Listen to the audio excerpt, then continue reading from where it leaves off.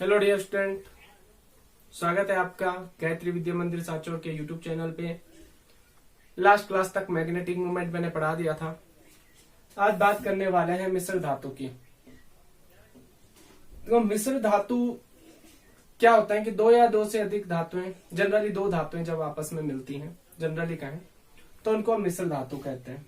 ठीक है, अभी मिश्र धातु बनाने के लिए सबसे नेसेसरी कंडीशन जो होती है, सबसे महत्वपूर्ण जो शर्त है, केवल और केवल वही मेटल्स आपस में मिलकर मिश्र धातु बना सकते हैं जिनके एटॉमिक रेडियस के बीच का डिफरेंस मैक्सिमम 15% हो। यानी कि 15% से ज्यादा अगर एटॉमिक रेडियस डिफरेंस हो गया तो ऐसी दो धातुएं आपस में मिलकर के मिश्र धातु नहीं बना सकती हैं।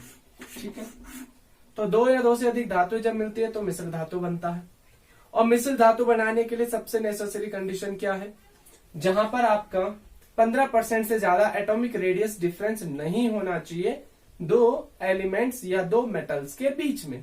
ठीक है, तो डी ब्लॉक एलिमेंट्स जो होते हैं उनमें सबसे अच्छा गुण यही है कि उनके एटॉमिक रेडियस के डिफरेंस में, या एटॉमिक रेडियस का जो डिफरेंस होता है वो बहुत ज्यादा नहीं होता है। आपने 3D सीरीज देखी होगी, पहले थोड़ा सा घटता है, बाद में कांस्टेंट होता है, थोड़ा सा बढ़ जाता है।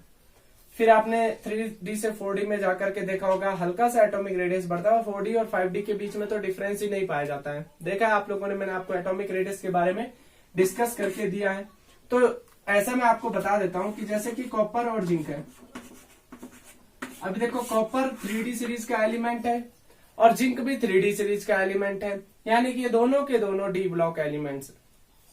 अब इन दोनों के दोनों डी ब्लॉक एलिमेंट्स को अगर मैं बात करूं तो कॉपर की जो एटॉमिक रेडियस होती है लगभग 129 पिकोमीटर होती है।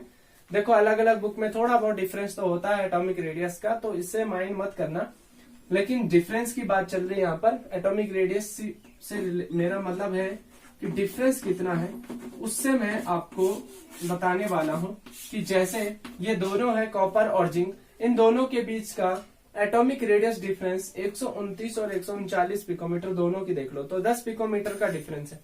अगर आप इसको परसेंटाइल में निकाल लोगे तो आई थिंक 8 या 9% के समथिंग ये आंसर आ जाएगा आपका। तो डिफरेंस जो है 8 या 9% ही है, यानी कि 15% के अंडर में ही है ना।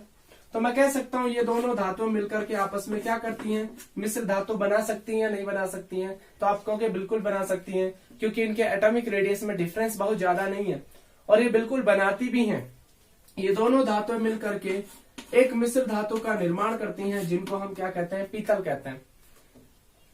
तो मैंने क्या कहा, मिश्र धातु क्या होते हैं? दो धातुएं जनरली, या दो से अधिक धातुएं भी हो सकती हैं, बट जनरली दो ही धातुएं जब आपस में मिलती हैं तो मिलने के बाद क्या होता है, मिश्र धातु का निर्माण होता है। उसके लिए नेसेसरी कंडीशन क्या है? जो एटॉमिक रेडियस डिफरेंस है वो 15% से ज्यादा नहीं होना चाहिए। जैसे कॉपर और जिंक के एटॉमिक रेडियस का डिफरेंस लगभग 8 या 9% आएगा। आप डिस्टेंस फॉर्मूला लगा दोगे तो वहां से आपको कैलकुलेट करके मिल जाएगा।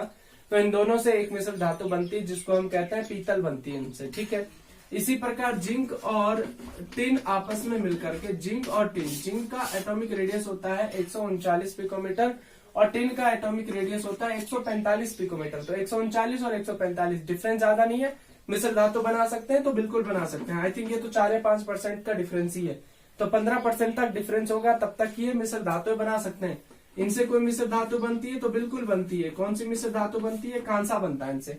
तो जैसे पीतल बन गया, कांसा बन गया, तो ये आपकी सबसे मोस्ट इंपॉर्टेंट प्रॉपर्टीज में से एक प्रॉपर्टी है कि मिश्र धातु बनाने की क्षमता भी पाई जाती है डी ब्लॉक के एलिमेंट्स में, क्योंकि इनके एटॉमिक रेडियस में डिफरेंस बहुत ज्यादा नहीं होता है। और नेसेसरी कंडीशन क्या होती है मिश्र धातु बनाने की, वो मैंने बता दी है। तो इट मीन्स दैट अगर आपके डी ब्लॉक के एलिमेंट्स मिश्र धातु बना रहे हैं तो इस कंडीशन को फुलफिल कर रहे होंगे, तभी तो बना रहे हैं। बात क्लियर हुई? तो यहां तक थी मिश्र धातु की बात। आगे बात करते हैं अंतराकाशीय यौगिक। देखो, डी ब्लॉक के महत्वपूर्ण गुणों में से एक गुण ये भी है कि ये क्या करते हैं, अंतराकाशीय यौगिक बनाने की क्षमता रखते हैं। ठीक है, एक और गुण, अंतराकाशीय यौगिक बनाना, अंतराकाशीय यौगिक बनाना या अंतराकाशीय यौगिक बनाना। ठीक है, तो महत्वपूर्ण गुणों में से ये भी एक महत्वपूर्ण गुण है कि इस जो ब्लॉक के एलिमेंट्स होते हैं वो अंतराकाशी यौगिक भी बनाते हैं। एक्चुअली में होता क्या है कि डी ब्लॉक के एलिमेंट जब क्रिस्टलीकृत होते हैं, सपोज टू बी ऐसे क्रिस्टलाइज हो गए, भाई मेटालिक सॉलिड है ना ये। अब ये मत कहना है कि सर सॉलिड के बारे में बता दूं, सॉलिड के बारे में मैं पहले बता चुका हूं। सपोज करो ये आपकी डी ब्लॉक का कोई भी एलिमेंट होगा जो आपका क्या बना रहा है, जिसका स्ट्रक्चर है क्रिस्टल स्ट्रक्चर, तो ये मेटालिक सॉलिड है। अब देखो जो सॉलिड होते हैं उनमें कुछ ना कुछ रिक्तिकाएं तो होती है, मैं पढ़ा चुका हूं, मैं बार बार बताने वाला नहीं हूं। और इन्हीं रिक्तिकाओं को हम क्या कहते हैं, अंतराकाश कहते हैं। ये भी मैंने आपको बताया। तो होता क्या है कि ये जो अंतराकाश होता है ये स्पेस बहुत छोटा होता है, ठीक है। अगर मैं बात करूं अंतराकाश का स्पेस कितना होता है, तो स्पेस इनका बहुत कम होता है, ठीक है। अभी देखो कम स्पेस में बहुत बड़ा जो एटम है वो तो स्थान ग्रहण नहीं करेगा। स्पेस कम होने की वजह से यहाँ पर छोटे छोटे जो साइज के एलिमेंट होते हैं, एज लाइक कार्बन हो गया, बोरान हो गया, नाइट्रोजन हो गया, ये छोटे छोटे जो साइज के एलिमेंट होते हैं, ये एलिमेंट क्या करते हैं, इस छोटी सी जगह पर स्थान ग्रहण कर लेते हैं। जैसे इसमें बोरान आ गया सपोज करो, तो अभी बोरान आते ही इस कंपाउंड को, अब ये कंपाउंड हो गया ना, देखो पहले तो ये कोई मेटल रहा होगा, अब इसमें बोरान भी आ गया तो ये पूरा का पूरा कंपाउंड बन गया। तो इस कंपाउंड को हम बोराइड कहते हैं, अगर बोरान इसमें भर दिया हमने। और आपको मैं बता दूं जो अंतराकाशी यौगिक बनते हैं, अंतराकाशी यौगिक बनने के बाद जो क्रिस्टलाइन स्ट्रक्चर होती है, इनकी हार्डनेस बढ़ जाती है, कठोरता बढ़ जाती है।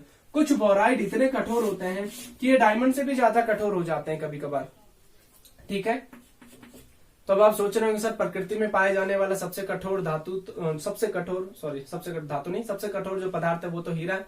बिल्कुल सही बात है, वो नेचर में पाया जाने वाला, जो नेचर में अपने आप पाया जाता है, ये बोराइड तो इसको तो हम फॉर्म कर रहे हैं ना, इसको तो हम बना रहे हैं, खुद से बना रहे हैं, ठीक है। तो जब हम बोराइड बनाते हैं तो बोराइड की जो हार्डनेस है बहुत ज्यादा हो जाती है, डायमंड से भी ज्यादा हार्डनेस हो जाती है इसकी। एक बात ध्यान रखना आपने, हार्डनेस बढ़ जाएगी, डेंसिटी बढ़ जाएगी। अब आप सोच रहे होंगे एक साथ डेंसिटी कैसे बढ़ेगी, देखो जितना वह फ्री स्पेस था उस फ्री स्पेस में क्या हो गया, आपके मेटल ये क्या आ गए, ये जो छोटे छोटे आइटम है ये आ गए। तो इस फ्री स्पेस को इन्होंने क्या कर दिया, क्लियर कर दिया, ढक दिया इसको, तो इनकी डेंसिटी इंक्रीज कर दी।